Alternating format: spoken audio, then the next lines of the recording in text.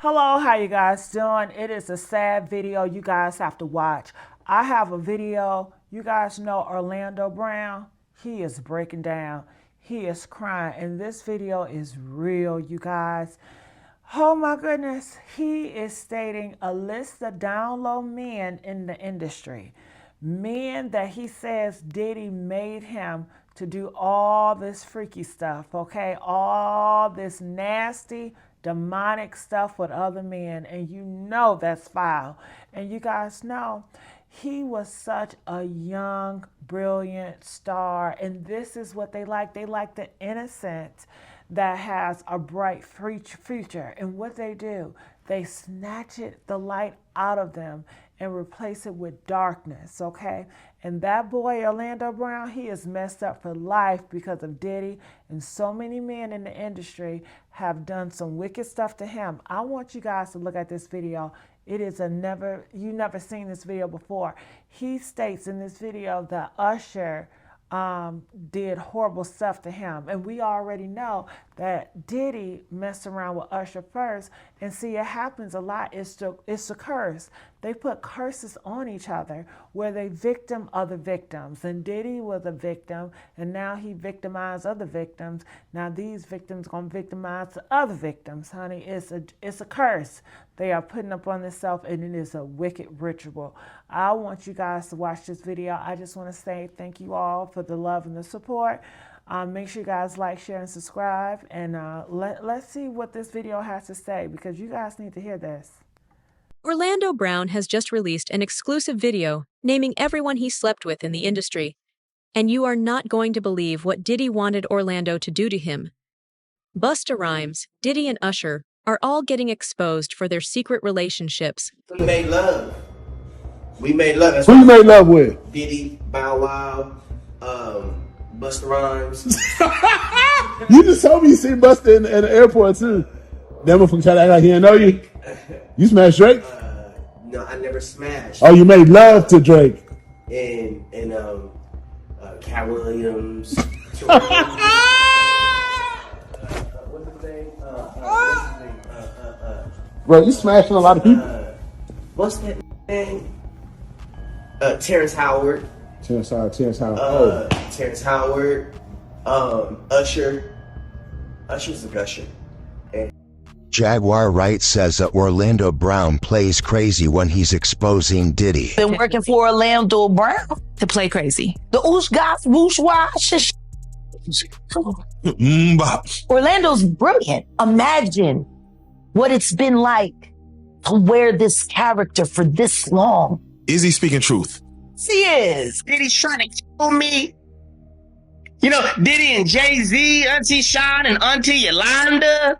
No matter how many contracts you try to take out on my life, no matter how many times you try to threaten my family or threaten people to stay away from me, no matter how many things you try to do to me and how many things you tried to do to me, don't play with somebody that you know got the drip on you. Pain in his ass.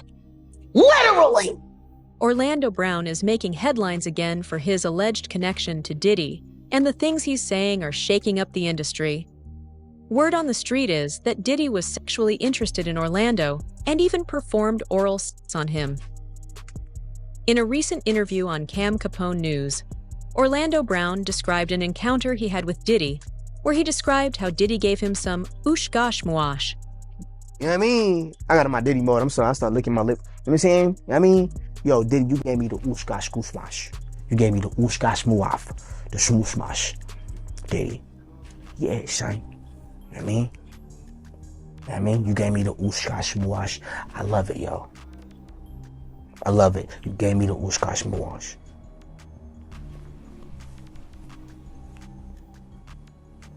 And that oosh gosh muash. You know what I'm talking about, Diddy?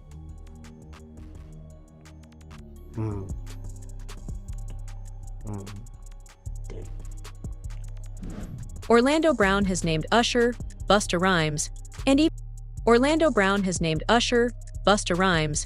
even Will Smith as people that he and Diddy allegedly had sex with.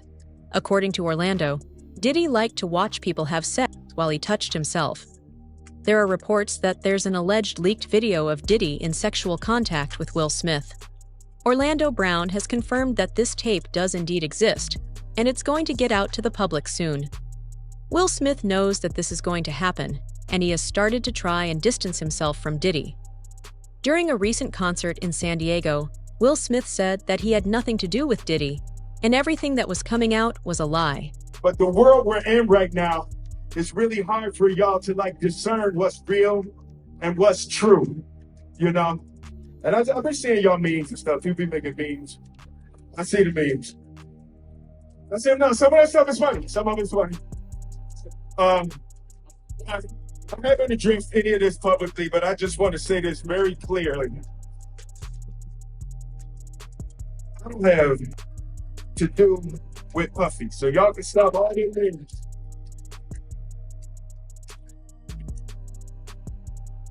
I can stop all of that. I ain't nowhere near no damn free golf. Listen, I do nothing. Don't be putting me in other people. I ain't get nowhere near that, man. I ain't did none of that stupid. So, whenever y'all hear it, if somebody say that, it's a damn lie. I don't even like baby oil.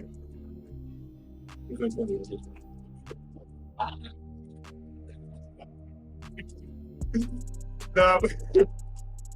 I haven't said that publicly. I just said y'all the first time. I usually don't respond to dumb stuff because it's like people get so many things. People say so much stuff, but you know that one your memes was doing too much. Y'all was having me mad. Busta Rhymes is another name that has come up in connection to Orlando Brown and Diddy. Big Homie CC says that everyone in the industry knows that Busta Rhymes likes men. And every time he goes to a concert, the producers keep young boys there, ready to serve him. Sexual abuse is rampant in Hollywood and the music industry. Young minors are taken advantage of, and all of the biggest actors, celebrities, and politicians help cover up what is happening behind closed doors. I seen you talking about Busta Rhymes before. Oh, yeah. In some of your videos. Oh, yeah. Super's that's monster. For sure, bro. That's my thing, bro. Like, this been common knowledge, though. Like, all my promoter homies would always say, man, you know, we gotta bring some, we gotta bring some, what they call them, I'm not gonna say it over here. They call them, fun boys. They'll say, we gotta have some fun boys in the section for Busta. Cause, you know, I bodyguarded for Ghostface Killer before, you feel me? And being around him, you hear things, you feel me? I'm like, damn. And my auntie like the biggest Busta Rhymes fan, you feel me? Like every cookout she playing it, all his little fast rapping, all of that, him and Craig Mack playing that. Bro, on my soul, I'm out with a group of people. At this time, I was with Don Benjamin. You familiar with him? No, never heard of him. Model dude, like a model guy. He be doing like some rapping and stuff. His name Don Benjamin. I'm out with Don Benjamin, and the club we ended up going to, Busta Rhymes in there. So it was a little lawyer guy that was with us. And the little lawyer guy we was with, you know, he was a gay dude, super cool, feel me, good guy. Bro, Busta Rhymes wanted him in his section so bad. Like, what? Pulled him to the section, like through the rope, and tucked him off in the corner. So I'm looking like, well, he ain't come with us. Well, I know he was in the little group. So if I go out with somebody, like a group of people, I try to make sure everybody get there together and leave together. No, he stayed with them. Diddy's alleged slave has also come forward and named the celebrities that Diddy is allegedly sexually involved with. In May of 2018, Jonathan Oddie was arrested in connection to a shooting that occurred at Trump's National Doral Golf Course in Miami. During an interrogation into why Jonathan tried to shoot up Trump's golf course, he mentioned that Diddy was actually using him as a sex slave, and the gay mafia in Hollywood was forcing him to commit crimes. Diddy and Ross would say good buddies. They're gay. Who? Both. Diddy and Ross. And chat They all, yeah, DJ Khaled, Ross, and Diddy? yeah, They all gang? yeah. Gotcha. God, he's a Hamas supporter. Okay, who supported? Hamas. Hamas. Yeah. Sorry to say the wrong. No. Hamas supporter. Okay.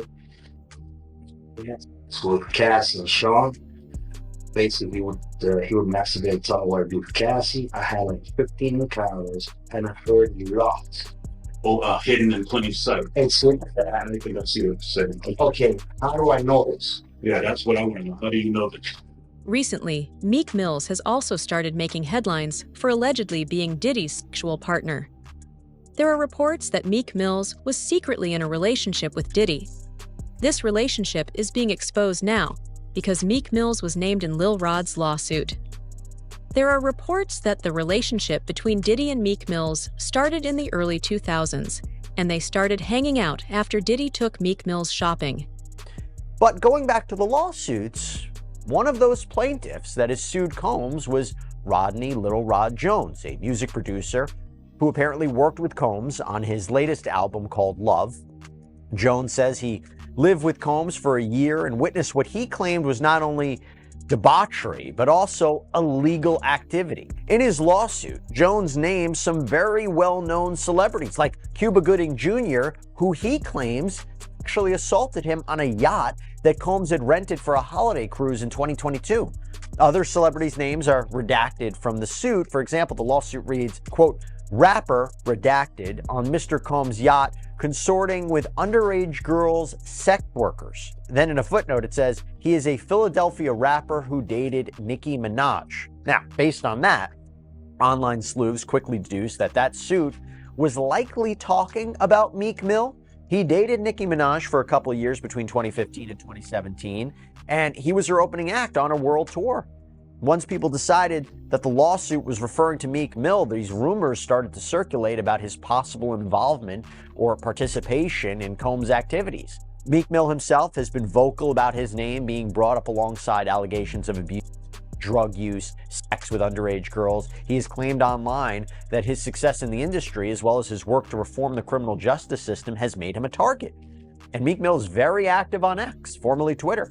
He has voiced his thoughts about the lawsuit as well as the rumors. In September, he tweeted, quote, from the streets of Philly to becoming a millionaire to helping reform the system to bridging a gap of billionaires to interacting with the rap culture that results in success. It's a lot of people hating on me on the low. They don't play with guns, they do campaigns. And he also tweeted several times about the rumors surrounding his sexuality. For example, one tweet reads, I have the right to say I ain't gay, and I'll trash anybody that play with my manhood, LOL.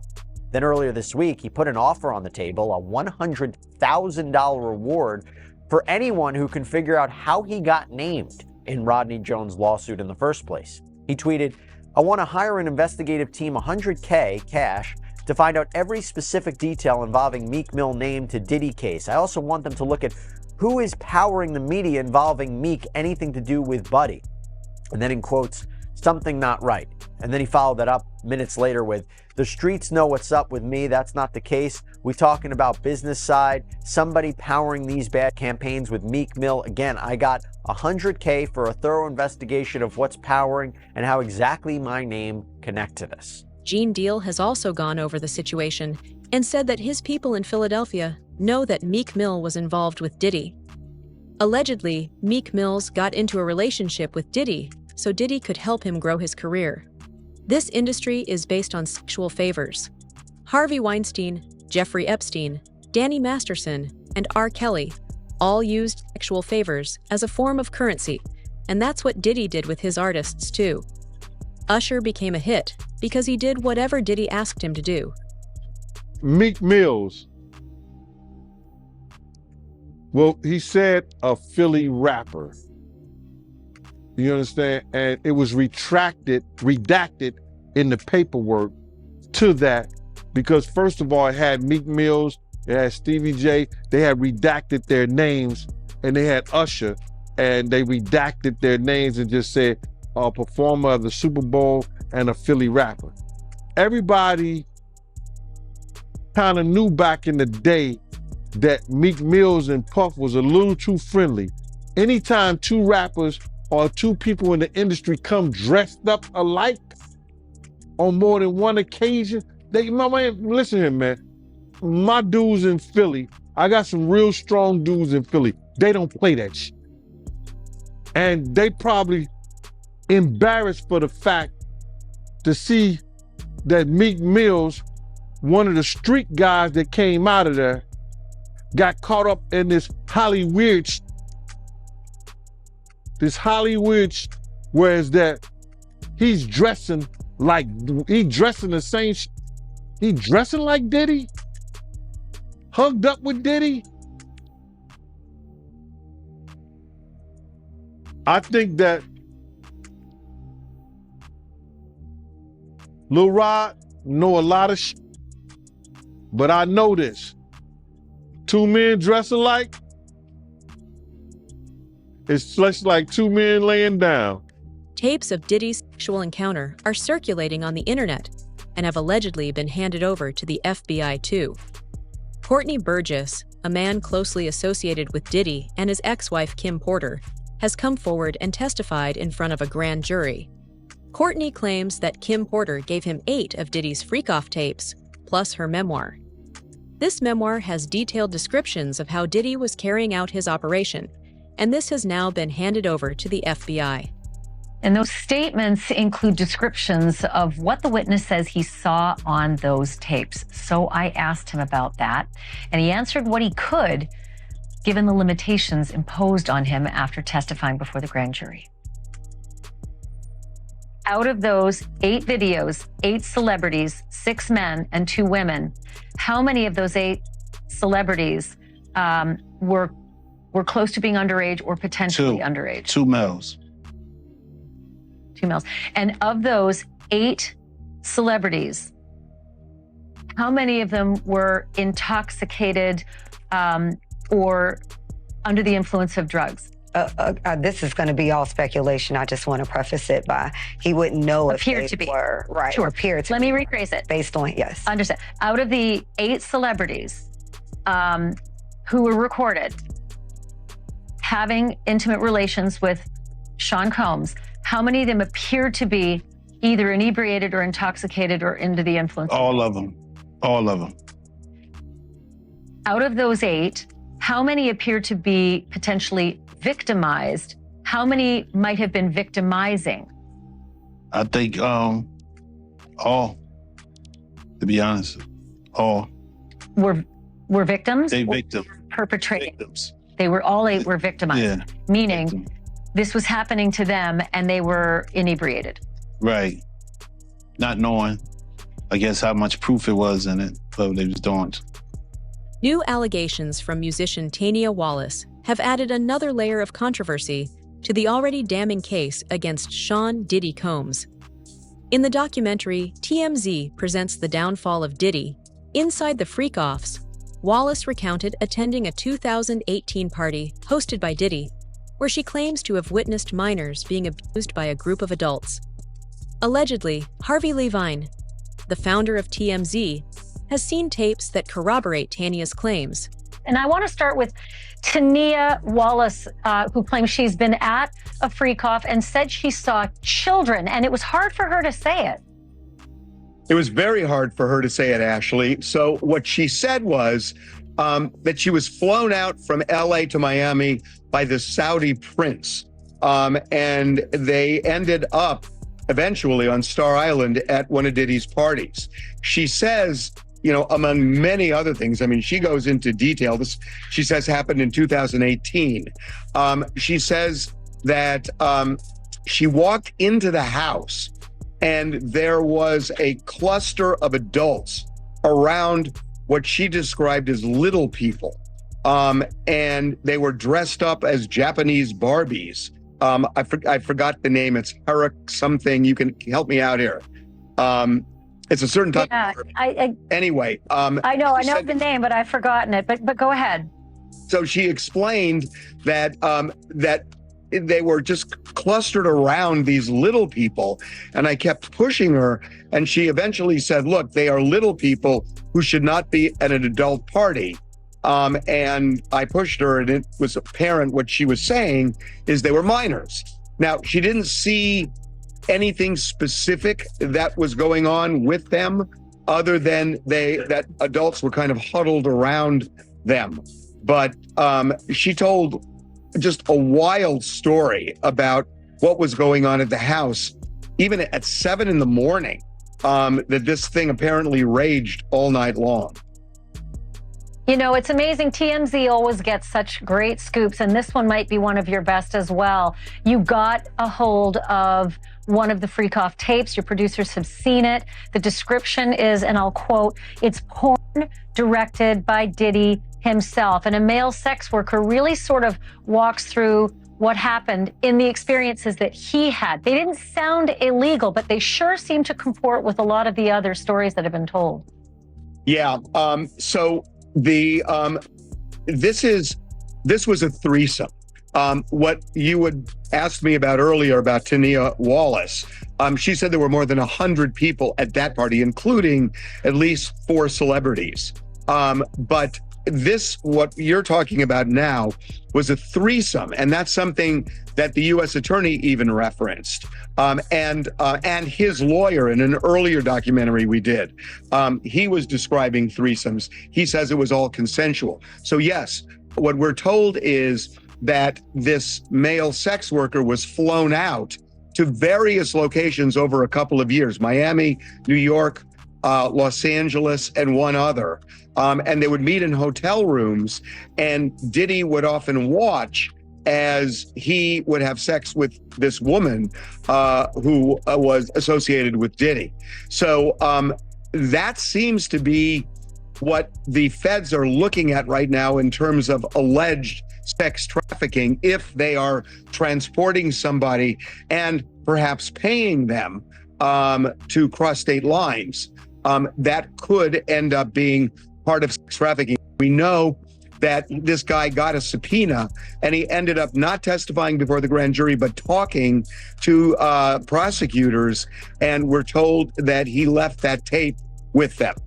Several celebrities have been named in the upcoming lawsuit against Diddy, while others have had lawsuits filed against them. One of these celebrities is Jay-Z. Allegedly, Diddy wasn't working alone and had a whole ring of powerful people around him that were helping him carry out this abuse. The victim of this assault, who was allegedly 13 at the time of the assault, claims that Diddy and Jay-Z raped her at an after-party following the MTV Video Music Awards in New York City. So that's that. Now, as far as Jay-Z is concerned, this can really go one of two ways. This might be an isolated one-off case that he has to defend, or potentially it could be a Me Too type situation where other victims come forward. Obviously, we saw that with Diddy and Cassie Ventura. So the coming days and weeks are really going to be telling. And Tony Busby says he has more than 100, maybe up to 300 victims he's representing. So it's going to be interesting to see if any of them also name Jay-Z. And Nima, if such a high-profile name like Jay-Z has come out, could more celebrity names be tied to these lawsuits? What do you think we can expect? No question. This may just be the first celebrity domino, and Jay-Z was unmasked as celebrity A, but let's not forget there's a celebrity B in that same lawsuit that allegedly witnessed the sexual assault, a female celebrity. And there was someone who went on CNN earlier this week and said that his sexual assault was witnessed by another celebrity as well. So I think we're going to see more celebrity names identified very soon. All right, Nima Rani, thank you so much for joining us. As you said, this is one that has entered the court of public opinion. It's nice to have your actual legal advice on this one. The details of this lawsuit are shocking, and they mention several other celebrities. Diddy and Jay-Z would drug and rape minors, while these celebrities would help them cover it up. Busby say about Jay-Z, the artist, the businessman? Well, the complaint begins.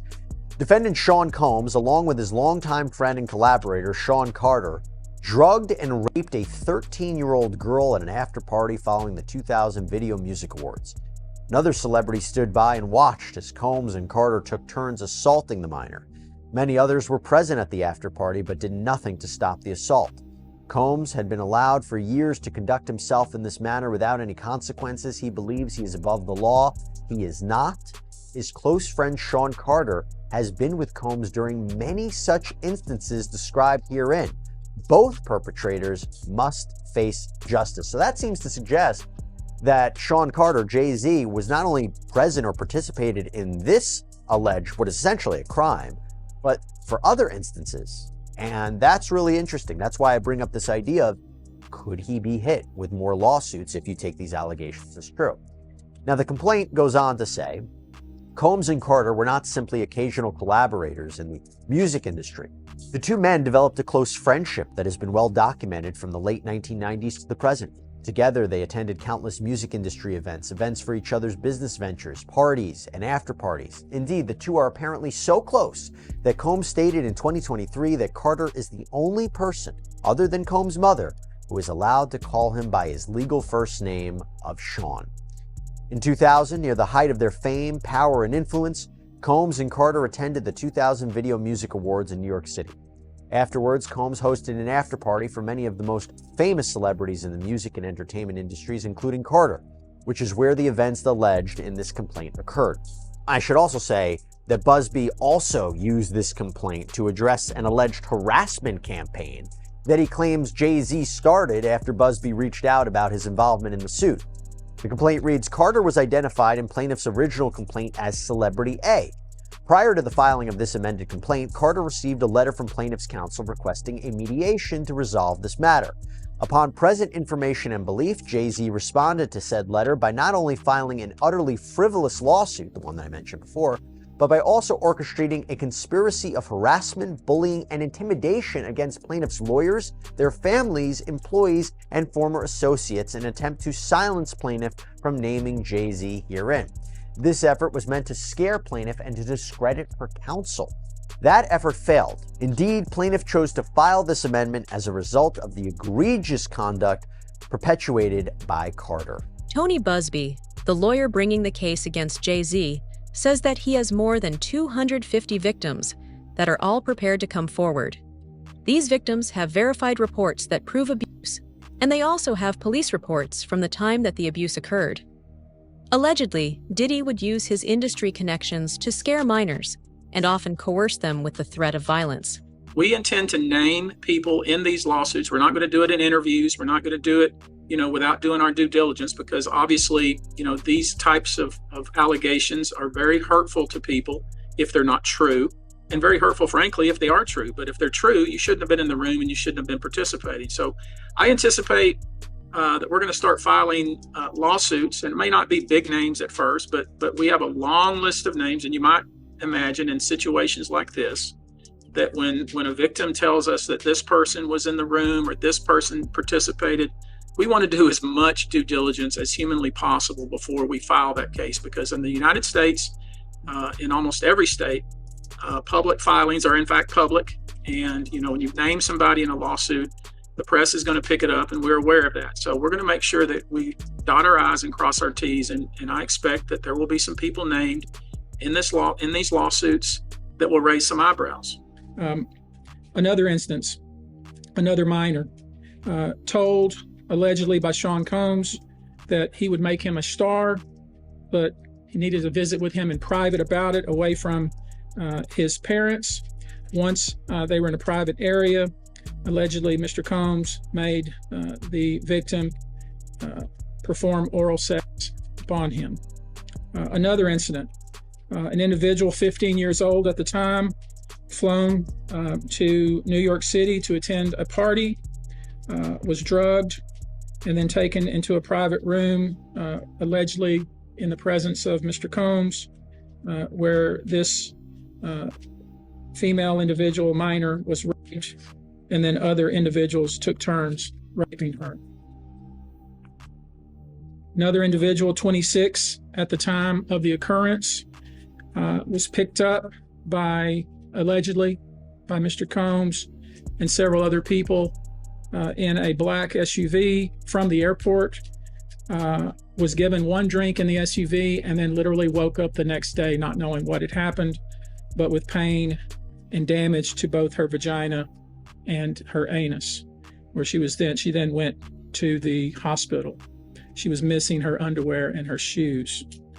Another instance, an individual, this time not a minor, attended a group dinner, allegedly with Sean Combs in Miami.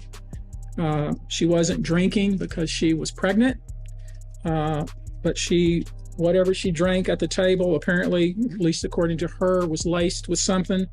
She blacked out and she woke up in the same bed, again, allegedly, with Mr. Combs in his mansion in Miami. Her vagina and her anus were torn and sore. As these stories unfold, more and more secrets of Hollywood's dark underbelly are being dragged into the light. What do you think about Orlando's claims? Are these shocking allegations just the tip of the iceberg? Or is there more to the story? Let me know your thoughts in the comments below. I tell you, it's a lot going on out here in these streets, right? Make sure you guys like, share, subscribe here at the Messy Sweet Spot. And you guys leave a comment. What do y'all think about this?